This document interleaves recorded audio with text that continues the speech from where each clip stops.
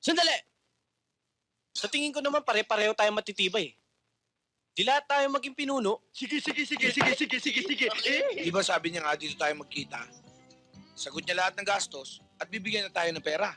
E paano kung hindi siya dumating? Walang problema yon. Hanapin natin yung matanda, tuwanan natin si Durango, tapos balikan na lang natin siya. Ano ako? Brenda? Hindi. Brenda. Sa una ang sarap, sa huli ang hirap. Eh, Ano tinitingin-tingin mo dyan? magsasara na po kami si Renchit nyo.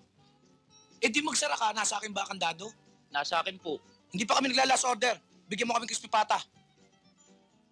Kung may makukuha pa ho akong baboy. Lalo tayo mababaon yan, Django eh. Akong bahala. Teka nga muna. Kanina ko pa napapansin eh. Ba't pa ikaw lagi nasusunod? Alam niyo sa grupo natin, kailangan may isang pinuno.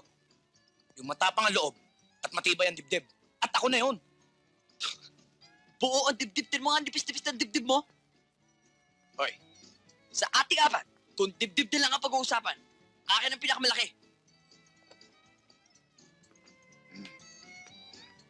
Di naman dibdib to eh.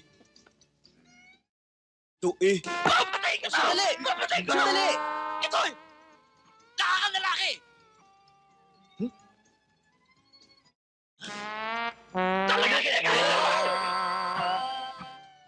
Nga? Oh. Hindi ko na kaya! Kung pagkalalaki lang pag-uusapan, dinadaan dito yan. Kailangan magkasubukan tayo. Matira matibay.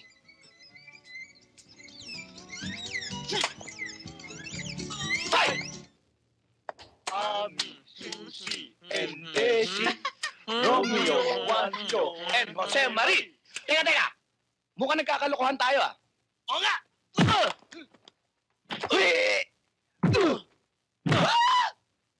Sandali!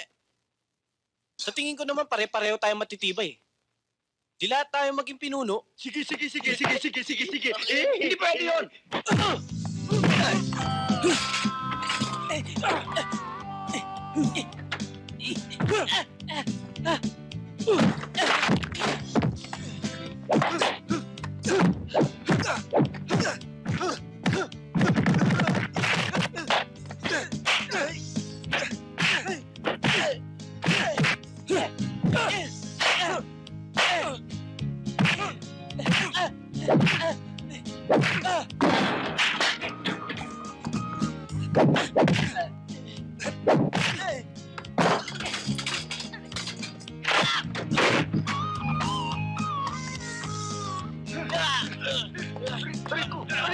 Rico!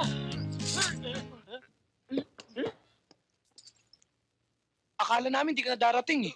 Pwede ba yun? Usapan yun? Bukas! Sa barangay La Loma. Aliklaro! Pupunta kami! Akin yan! Akin! Ano? Teka! Dumating na ang tagapagtanggol! Dumating na ang tagapagtanggol! Ano? Dumating na ang tagapagtanggol! Ano ba? Walang iya! Ang sarap mo!